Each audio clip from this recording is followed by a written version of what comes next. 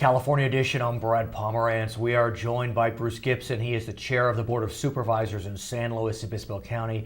In a prior life, he was a geologist. Seismologist. Seismologist. And that's why I wanted to speak with you about a pretty powerful leak, I'll call it a leak, of a dissenting report in connection with Diablo Canyon. Of course, Diablo Canyon currently the only nuclear plant operating in California. A gentleman named Michael Peck, a resident inspector, issued a 42-page report that leaked. The AP picked it up, and he basically said that while he doesn't believe Diablo is unsafe, he does not know if it can withstand strong shaking of an earthquake. Right, you stated it very well. Okay. So in 2008 and 2009, PG&E announced that it had discovered a fault running very close to the plant. And that's shoreline, correct? With the shoreline fault. And they were in the process of starting an analysis of what that meant to the robustness of Diablo Canyon. I have a question, if I may, before we continue. So as I understand it, the fault is 650 yards from the plant. That's nothing. I mean, well, that's close. Yeah, that's right really there. Close. Yeah. And so I'm wondering, look, it's easy for me to Monday morning quarterback, but how was it just found in 2008 if it was so close? It was some work done by the United States Geologic Survey by relocating a bunch of very small earthquakes, magnitude 0 earthquakes, magnitude 1s, things that you wouldn't necessarily feel on the surface, even if you're standing right over the hypocenter.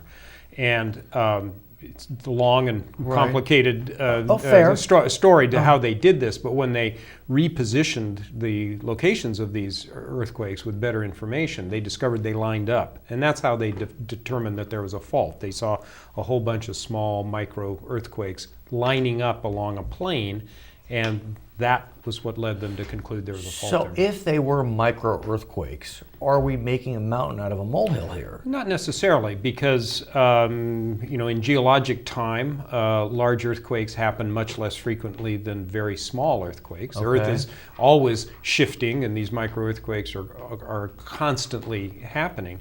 The real question is, what other faults might the shoreline fault connect to? And there's an emerging understanding that the shoreline fault does connect to the Hosgri fault, which is the big one, the big fault that is always concerned folks about the seismic safety. And that, as I understand, was known in the 1970s. Correct. After Diablo was built. Was in process, yes. In process, you're right. It's about 3 miles from the plant. Right. So Mr. Peck looked at those. He also looked at, I guess, the San Luis Bay fault. Right, a little further to the south. Right, and he said something shocking, to me at least. He said that there was a 75% chance that there was more shaking coming from the San Luis Bay fault than the plant was designed, should there be a shake. And you have to then dig into the details there. There's a concept of what's called the double design earthquake. Oh my. And the NRC, after looking at PG&E's evaluation of what kind of ground shaking might occur along the shoreline fault, has said that it's possible that ground shaking would exceed the basis of the double design earthquake. Now that sounds very, very scary. PG&E in response has come back and said, well, we've analyzed the plant for a much larger earthquake, a magnitude 7.5 earthquake on the Hosgri fault. And we believe the plant is engineered to withstand that amount of ground shaking. When we come back, I want to talk about those numbers, 7.5, because Fukushima, a little bigger. Talk more about PG&E. For our viewers on HLN, I want to thank you so much for joining us. For our other viewers, we'll be right back on California Edition.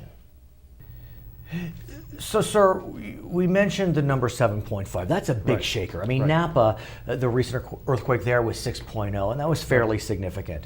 But we know that in Japan, the Fukushima earthquake, that earthquake was, I think, 9.0. Magnitude 9. Yeah. I'm not clear as to whether the Hosgri is subjected to those types of forces, if we could even see a 9.0. Right now, the maximum, based on the size of the Hosgri and its orientation, is thought to be magnitude 7.5. Okay. You know, post Fukushima, though, of course, we're re-examining everything we think we know about the earthquake potential faults, because at Fukushima, the previously largest expected earthquake was magnitude 8. Right. They got one 10 times that size. Right. And so that's the concern, and that's driven a whole lot of investigations recently. So Mr. Peck brought this up. And so He did. What he said was that based on the new information about the shoreline fault, PG&E had not demonstrated that the plant could withstand the ground shaking. He didn't rule as to whether it could or couldn't. He was simply saying that they needed to document that all the systems, the very complicated systems and all these complicated interactions, would survive, that the plant, if subjected to that shaking, could safely shut down. So do you believe that PG&E needs to take the steps that Mr. Peck seeks? Well, I'm not the technical expert in that field. It's really an engineering issue and depends on some very complicated processes that the NRC takes. I think that PG&E and the NRC owe it to the public to do a detailed analysis at the highest standard and explain the results of that analysis to the public in terms that we can all understand. You mentioned PG&E, and we know PG&E is a significant employer in this county through Diablo, but we also know that they have been in the news a lot lately over the last few years as a result of the San Bruno tragedy. And recently, the California Public Utilities Commission issued a fine of about $1.5 billion against PG&E. Is that of concern to you that they were deemed to be not the best corporate citizen in the San Bruno incident? Well, they certainly are a lot of behaviors and approaches to their gas pipeline that the public should be very concerned about. You know, I can't speak to the nature of the corporate governance of PG&E with any great knowledge. Right. What I do know, though, as an elected official, it's my job on behalf of our residents to ask PG&E to demonstrate at a very high standard that what they're doing in this county is safe. And we still have outstanding questions on that. So have they? I mean, it's very interesting. Mr. Peck, as an employee of the NRC, was permitted to file, let's call it this dissenting report. I guess it wasn't released to the public. Not even you have seen it.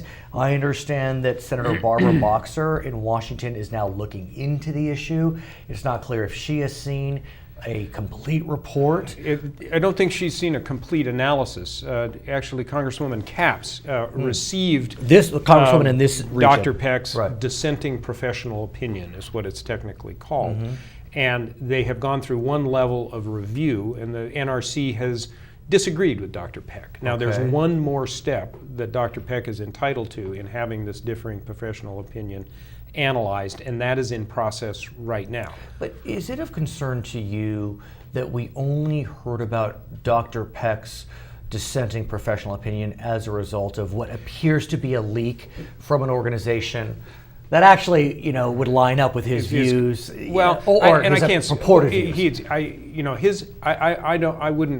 wouldn't go so far as to characterize his views as being uniformly anti-nuclear. I mean, he is doing his job in assuring the safety of a nuclear power plant. There are groups who have long called for the closure of Diablo Canyon because it's a nuclear power plant. We knew of his dissenting professional opinion. We did not know of the substance of it until this leak occurred. We hadn't actually seen the document. What's interesting about the groups that are opposing nuclear power generally is those groups at some level are fracturing a bit because now there's a sense that nuclear could be amongst the greenest technologies as long as there's no leak. Right. Well, it's a very important, potentially important technology for generating electricity, and because it provides what's called base load. It operates 24/7 except for when it needs to be refueled.